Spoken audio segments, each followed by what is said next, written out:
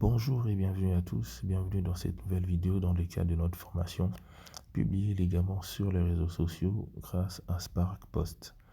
Dans cette nouvelle vidéo, nous allons nous intéresser à l'outil texte.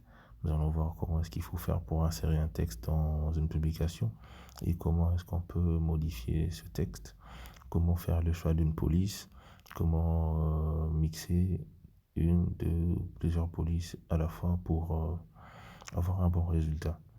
Donc, comme de coutume, je vais repartir sur mon écran d'accueil de téléphone et lancer Spark Post.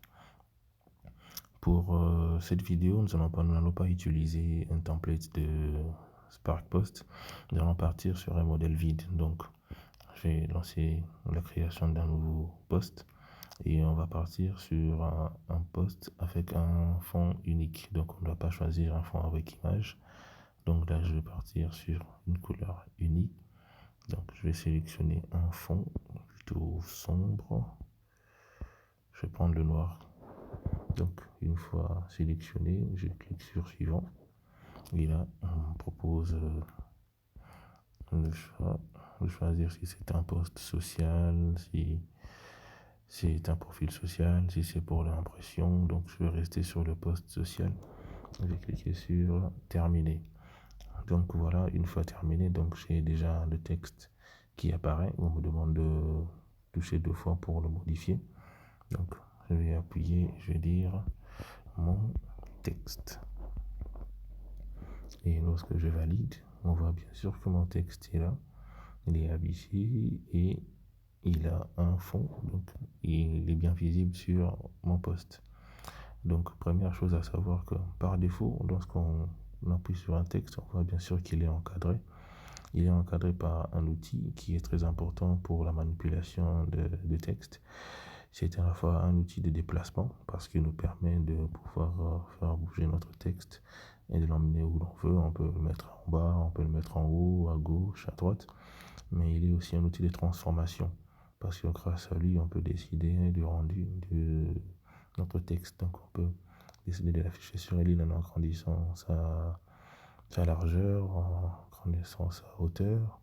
Donc vous voyez qu'il nous permet de faire une certaine manipulation directe, d'apporter certaines modifications sans aller sur un autre outil. Donc voilà, et je clique sur le fond. Et une fois que je vais encore appuyer sur mon texte, on voit qu'il va être de nouveau encadré. Et on va voir qu'il y a des onglets qui vont s'afficher là en bas. Donc on va s'intéresser à chacun de ces onglets. Donc le premier onglet qui s'ouvre à nous, qui se propose à nous, c'est l'onglet modifier. Sur l'onglet modifier, lors de l'introduction, on avait vu qu'on pouvait cliquer sur modifier pour modifier le texte. Et dans le même onglet, on peut décider de supprimer notre texte. Et dans ce même onglet, on peut décider de dupliquer notre texte. Et voilà qu'on a dupliqué, donc nous avons deux textes qui se ressemblent. Donc là, je vais appuyer sur celui-là et je vais décider de le supprimer. Voilà, une fois que mon texte a été supprimé, je vais encore appuyer dessus et on voit qu'on a déjà fait le tour sur l'onglet modifier qui n'est pas bien compliqué. Après, je vais passer du côté de l'onglet couleur. Lorsque je clique sur couleur, vous voyez que Spark me propose une certaine combinaison de couleurs. Mais pourquoi j'ai cette combinaison de couleurs? C'est parce que si vous regardez bien, mon texte a un fond. Mon texte a un fond qui est assez, je dirais, vert, jaunâtre ou bon, je sais pas trop. Donc, pour changer de proposition de couleur, donc il me faudrait d'abord m'intéresser au quatrième onglet, c'est l'onglet forme. C'est dans cet onglet que vous décidez de la forme de fond que vous voulez donner à votre texte. Donc là, nous avons plutôt opté pour un fond assez rectangulaire. Donc ce fond-là, il faut savoir qu'il s'adapte par rapport au texte que nous allons mettre. Si je décide de modifier celui, je dis mon texte sur Spark. Donc je fais descendre post plus bas. On verra que j'ai des rectangles qui s'adaptent par rapport au contenu de mon texte. Donc on voit bien sûr qu'il y a des endroits où le rectangle est plus grand, il y a des endroits où il est moyen et il y a un endroit où il est plus petit. Parce que en bas, nous n'avons qu'un seul texte qui est post. Donc vous avez le choix entre différentes formes. Vous pouvez choisir différentes formes. Donc c'est à vous de savoir lequel vous voulez utiliser. Et comme on l'a dit, cela dépend bien sûr de ce que vous comptez faire, de ce que vous comptez publier.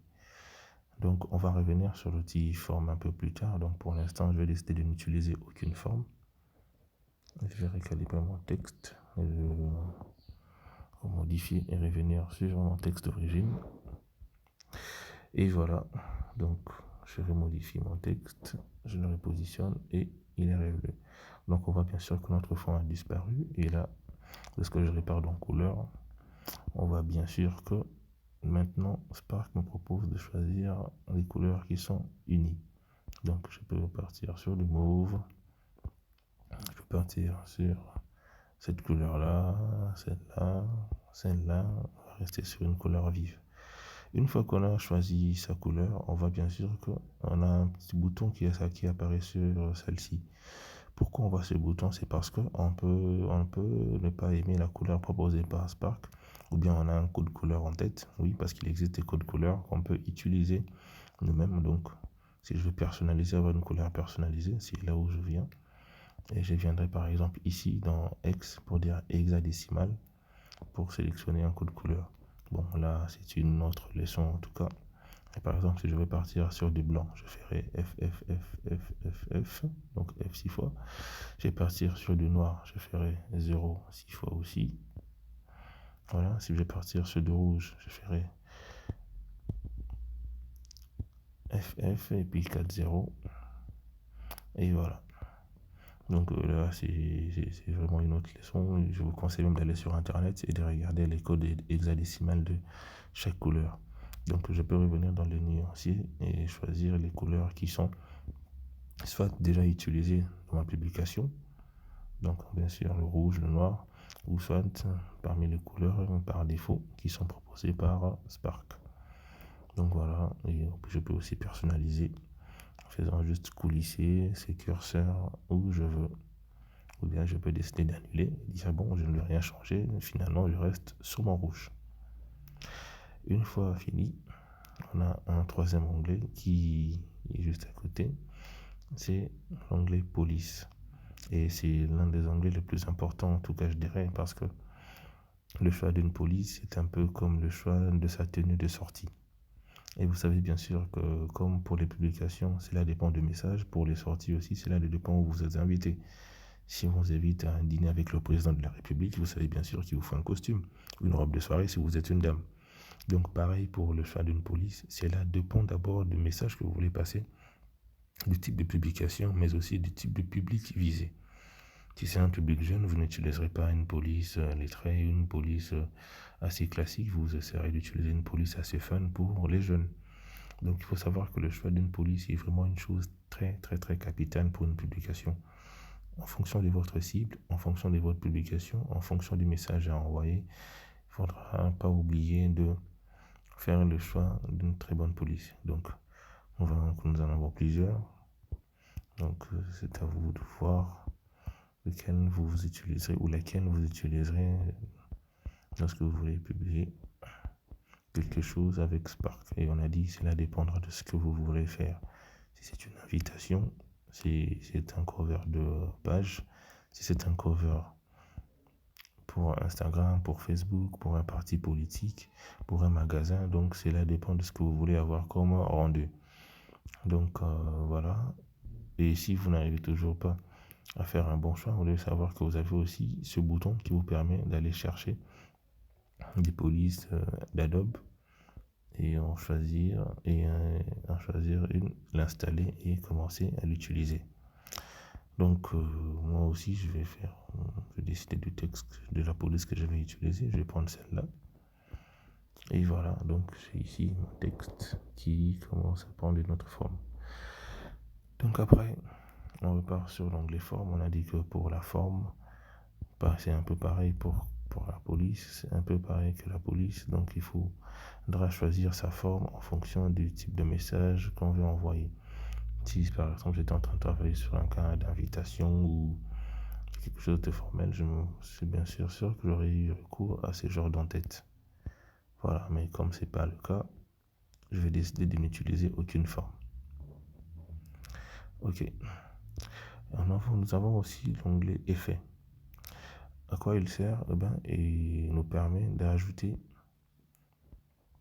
des effets sur notre texte. Ça peut être une ombre et ainsi de suite. Et pour qu'il puisse lui aussi marcher, il faudra qu'on ait une deuxième couleur en fait. Si on n'a pas de deuxième couleur, l'effet n'aura pas d'impact. Et puis après, et ça dépend aussi du type de publication. Par exemple, là, nous sommes sur un fond noir, donc pour voir notre effet, il est vraiment compliqué de le voir. Donc, je vais d'abord commencer par changer ma couleur de fond. On va repartir sur des blancs. Voilà. J'ai validé, j'appuie sur mon texte. Et là, quand je répare dans couleur, vous voyez qu'il y a toujours la même combinaison de couleurs qui m'est proposée. Pourquoi? Parce qu'on a dit que pour qu'un effet puisse prendre forme, c'est un peu comme... pour qu'un effet puisse s'appliquer, c'est un peu comme dans l'outil forme, il faudra une deuxième couleur parce qu'on aura à la fois une couleur d'avant et une couleur d'arrière-plan qu'on peut réutiliser comme l'on veut. Donc voilà, on peut décider maintenant de faire bouger l'ombre sur son texte comme l'on veut. Voilà, j'ai décalé l'ombre un tout petit peu à gauche. Là, je l'ai carrément mis sur le texte. Et voilà, on peut choisir d'autres effets. Donc, comme on l'a dit au tout début, vous avez différentes options qui s'offrent à vous. Et c'est à vous de choisir laquelle en fonction de ce que vous êtes en train de publier. Voilà, alors on voit que mon texte a quand même pris quand même un autre aspect. Bon, la taille, on va pas s'attarder dessus. Comme son nom l'indique, c'est pour donner une taille à votre texte. Voilà, donc c'est à vous de voir selon l'espace de travail que vous avez, selon ce que vous voulez faire. Choisissez la taille en fonction. En fait, le choix de la taille ne dépend que de vous en tout cas. Donc après la taille, j'ai dit aligner. Et là, je peux décider d'aligner mon texte à gauche, au centre, de justifier. Bon, on va essayer de le modifier pour donner un peu vie à cet onglet-là. Je vais dire mon texte sur Spark Post. Et voilà. Je valide. Et lorsque j'agrandis, on voit bien que mon texte il est aligné à droite. Si j'appuie sur centre, il va être aligné au centre. Si j'appuie sur gauche, il va être aligné à gauche. Mais il y a aussi Magie. Et Magie, lui, il transforme notre texte en fait pour lui donner notre honneur. Et vous voyez bien sûr qu'ici, poste étant placé en bas, il devient un peu plus grand. Donc ça donne aussi un autre aspect à notre texte. Donc ça sera à vous de choisir aussi l'alignement en rapport à ce que vous voulez faire. Donc on va rester sur Magie parce que je trouve que ça a donné quand même un très bon aspect à mon texte. Donc après, opacité, vous décidez de l'opacité de votre texte. Si vous voulez qu'il s'affiche à 100%, il sera à 100%. Vous allez réduire son opacité, c'est-à-dire le rendre moins visible. Vous réduisez. Et voilà, là nous sommes à 7%, donc on ne voit presque plus notre texte. Nous avons aussi l'onglet espacement. Et lui aussi, il a différentes options. Nous avons l'espacement des lettres. Donc on peut décider de séparer des lettres. On peut espacer les traits, c'est-à-dire les lignes qui séparent dans différents paragraphes. Donc on peut décider par exemple de les rapprocher. Mais on peut aussi espacer dans la forme. Donc je vais cliquer sur le texte. Je vais lui ajouter une forme. Et quand j'ai une forme comme celle-là, je peux aller espacer dans la forme, vous voyez, donc agrandir ma forme, la réduire. Voilà, donc là nous venons de faire le tour sur l'outil texte et comme de coutume, une vidéo, un devoir, un travail va suivre cette vidéo pour vous permettre de pouvoir pratiquer et de mettre en pratique ce que vous aurez appris dans cette vidéo et ce que vous aurez appris en faisant vos recherches personnelles aussi. Donc c'était tout. Donc je vous dis déjà bonne journée et demain pour une autre vidéo.